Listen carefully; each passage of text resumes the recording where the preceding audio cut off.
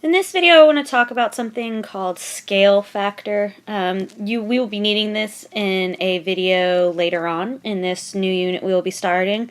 So I wanted to address what this was before we actually got to it. So the big thing I want to talk about, and I want to tie this back to something that you guys learned in elementary school, and this is about equivalent fractions. Most of you know how to convert 1/2 into 3/6. Y'all know that those are the same, which is equal to 4/8, which is equal to 5/10, so on and so forth. So you guys are really good with this, and this is basically the same concept that we're going to be doing with scale factor. So I'm actually going to take this one and show you what is actually going on with this process. So to get 1/2 to 5/10, wouldn't you agree that you would multiply 2 times 5 and 1 times 5 in order to get to this, yes? Many of you have been doing this and you're like, yeah, Miss Irvin, this is what we do. Okay, so here's what I want to show you, the technical thing that is happening with this process. So what's actually happening is a formula known as end of arrow over beginning of arrow. And I want to show you what that looks like in this that example that I just showed you. 1/2 is equal to 5/10. What's happening here is you want to figure out what do you need to do to get to this new equivalent proportional fraction.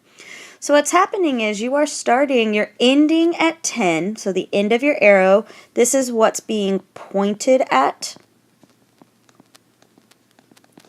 over what you started with. So I started with 2.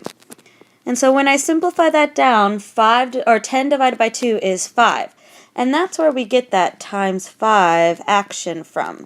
Okay? But what if we had this? 1/2 equals something over 11. That's not the prettiest right there, would you agree? So what's happening here is you are having to deal with something that is not a pretty factor. 2 does not go into 11 nice and pretty. So what's actually happening is you still do the same method. 11 is what you ended with, so what's being pointed at, divided by 2, what you started with, and this is equal to 5.5. So now you have a rational number. And that's how you would get this unknown value right here. So I'm going to show you this method in a slightly more challenging problem. It's not going to be too difficult, but I'm going to make it a little bit more challenging. So say you have a 10 over, let's say 15, okay, equals, and you want to figure out the equivalent fraction with 25, okay? So with this particular fraction, we would agree that 15 does not go into 25. Now, had we had something like 10 over 15 equals x over 30, voila, super easy, done. That's just double.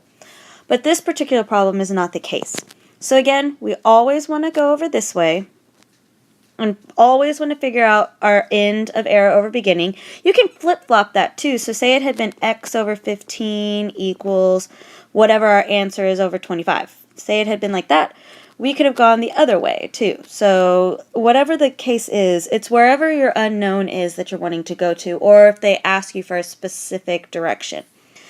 So here, when we do our end of arrow over beginning, so remember it's always end of arrow over beginning, it's what's being pointed at, so pointed at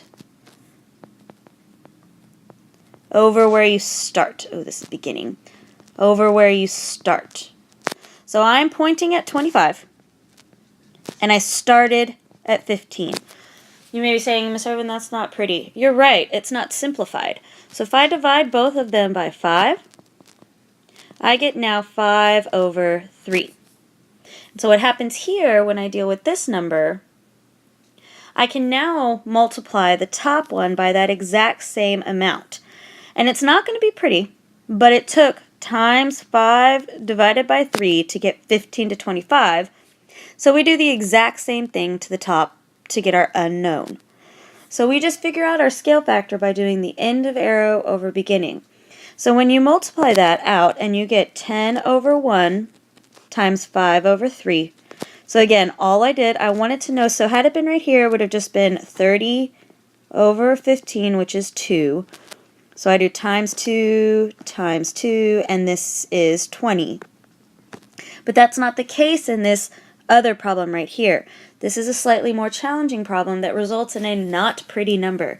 So what we do here is, again, to find what it takes to get 15 to 25, you do your end of arrow over beginning of arrow, which reduced down to 5 over 3. So it takes 15 over 1 times 5 over 3 to equal 25. And I'm going to show you how that works. 3 goes into 3 once, goes into 15 5 times. 5 times 5 is 25, which matches. So we do the same thing up here. 10 times 5 thirds. So unfortunately we can't simplify anywhere. Nothing's pretty, so we just have 50 divided by 3. And when we deal with that, you should get 16 2/3 as your final answer. So this x is equal to 16 2/3 in order for these to be an equivalent fraction. So like I said, you're going to need this for our big unit that we're going to be starting with. So I wanted to introduce what it takes to convert fractions to their equivalent proportional fractions.